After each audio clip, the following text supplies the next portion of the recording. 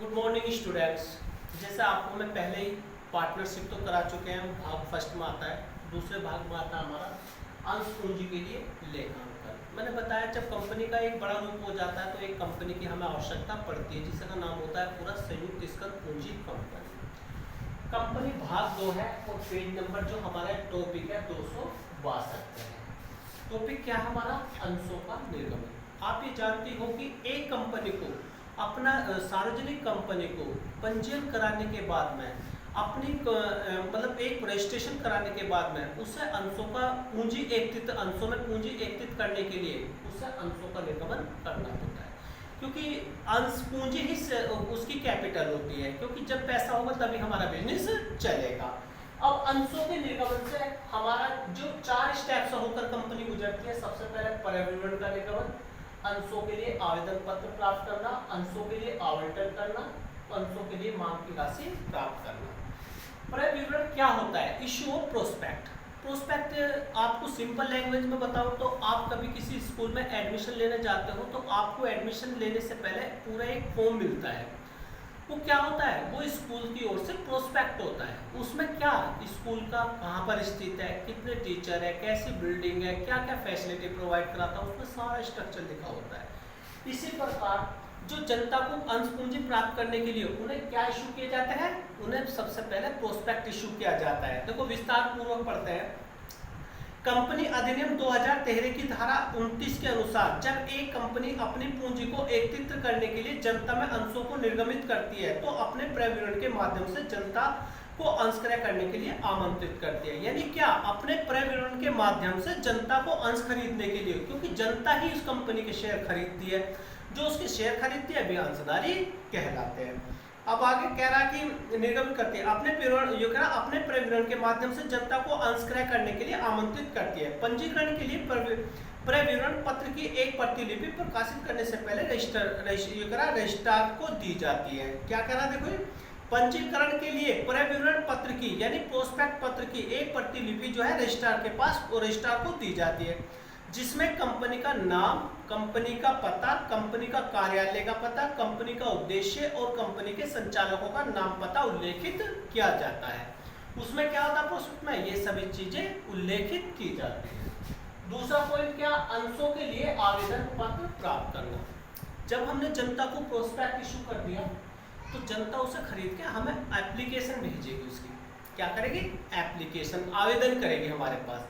तो क्या करा? अंशों के लिए आवेदन प्राप्त करना। हमने प्रोस्पेक्ट इशू करा, जनता ने खरीदा, उसके लिए उन्होंने फिर आवेदन प्राप्त किया। तो क्या हुआ? हम ये करा अंशों के लिए आवेदन पत्र प्राप्त करना।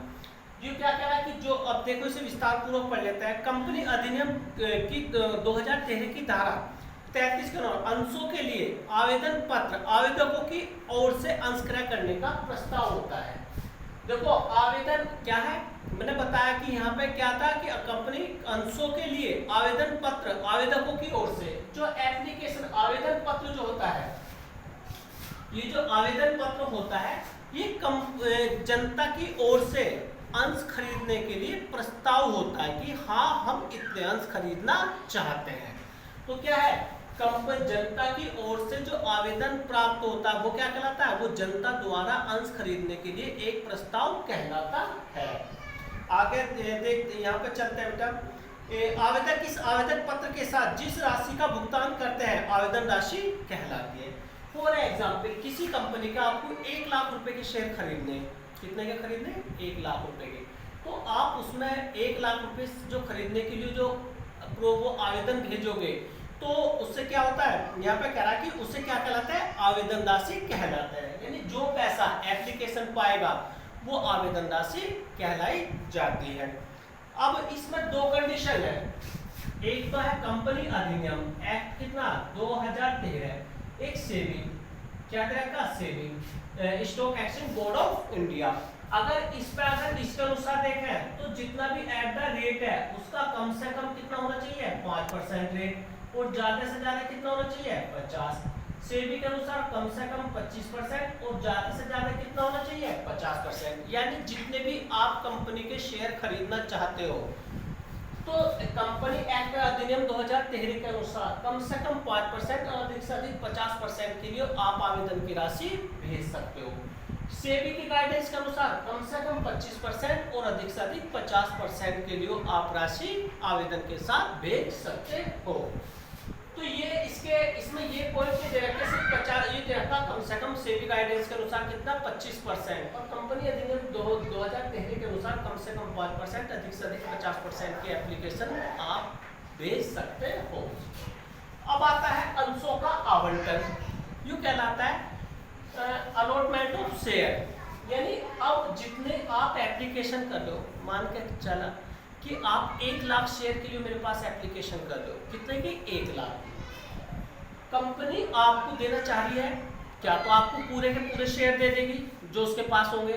कभी कभी ऐसा होता है जब हमारे पास जो ओवर सब्सक्रिप्शन हो जाता है तो सभी अंशधारियों को पूरा पैसा नहीं मिलता, तो कंपनी क्या करती है, अगर उसे सारे शेयर दे ले, फॉर एग्जाम्पल आप मतलब 1 लाख के शेयर खरीद, 10,000 शेयर है, जो कितने का शेयर 10,000, 10 रुपए का, आपने 10,000 शेयर के लिए हमें अप्लाई करा था।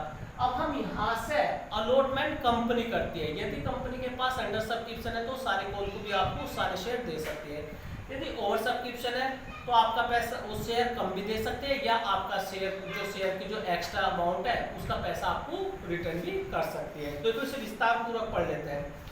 देखो अंशों का आवंटन करना, कंपनी अधिनियम 2013 की धारा 39 के अनुसार अंशों के आवंटन से हाशिए आवेदन द्वारा कंपनी के अंश क्रय करने के लिए आवेदन पत्र की स्वीकृति है। यानी जो आपने एप्लीकेशन भेजी थी उसकी रिसीव यहाँ पे मिलती है, यानी कि आपको शेयर मिले या नहीं मिले वो आवंटन पे पता चलता है। आवेदन सूची बंद होने के बाद सभी आवेदक पत्रों को बैंकों को भेज दिया जाता है। संचालक मंडल की बैठक अंशों के आवंटन के लिए बुलाई जाती है। जो संचालक मंडल यानी कि जो संचालक मंडल जो होता है वो डिसाइड करता है कि हमें कितने शेयर किसको अलॉट करने हैं। कम है तो हम सारे भी कर सकते हैं, ज्यादा है तो हम कुछ अंशधारियों को उनके पूरे शेयर नहीं दे पाते, वो जब हम विस्तार पूर्वक जब हम न्यूमेरिकल करेंगे जब बता देगा आपको। तीसरा, अंशों पर मांग की राशि। देखो मैं तुम्हें थोड़ा सा हट के बताना चाहता हूँ कि हमारी 4 कॉल होती है। सबसे पहले होता है आवेदन, इसे बोलते हैं एप्लीकेशन। दूसरा होता है आवंटन, क्या होता है आवंटन। तीसरा होता है प्रथम मांग, क्या होता है प्रथम मांग।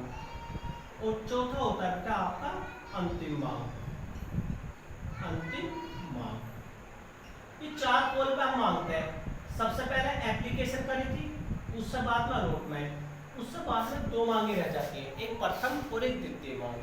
तो इन्होंने क्या अंशों पर मांग की राशि, सबसे पहले तो इनके बीच में क्या 1 माह का अंतर होना चाहिए। कितने का 1 माह का, दोनों मांग के अंदर। यदि आपको प्रथम मांग मांगनी है तो अलॉटमेंट के बाद यानी कि आपको प्रथम मांग मांगने 1 महीने का टाइम तो हो गई, और मांग मांगने से पहले जो आपको 14 दिन यानी 14 दिन पहले 2 हफ्ते पहले आपको उन्हें सूचना देनी पड़ेगी अंशधारियों को कि आपको अपनी प्रथम मांग का भुगतान करना है। अब देखते हैं इसमें विस्तार पूर्वक उन्होंने क्या बताया। अंशों पर मांग की राशि, आवंटन के बाद अंशों की शेष राशि को अंशों पर देय याचनाओं द्वारा मांगी जाती है। प्रथम याचना, द्वितीय याचना, अंतिम याचना के नाम से जानी जाती है। दो याचनाओं के बीच में कम से कम 1 माह का अंतर होना चाहिए। इनके बीच में क्या 1 माह का अंतर होना चाहिए, अंतर होना चाहिए। अब आगे यानी 1 माह का अंतर होना चाहिए, बस यही है। और इनकी जो मांग है मैंने बताया था, इसकी जो एट द रेट के कम से कम कितने 25% से ज्यादा नहीं होनी चाहिए। यानी जो भी आप कॉल मांग रहे हो तो हर एक मांग पर कितना 25% से अधिक नहीं होनी चाहिए। बेटा आज का एक टॉपिक ये चारों अंशों के निगमन पे यही समाप्त होता है। इसकी पीडीएफ में मैं डार्क पॉइंट कर दूंगा, उन पॉइंटों को विशेष तौर पर आपको देखना है क्योंकि ये टॉपिक भी बहुत इंपॉर्टेंट है कंपनी का, इसमें से क्वेश्चन जरूर आते हैं बहुविकल्पी 1 नंबर 2 नंबर के क्वेश्चन से। ओके वीडियो आज यही समाप्त।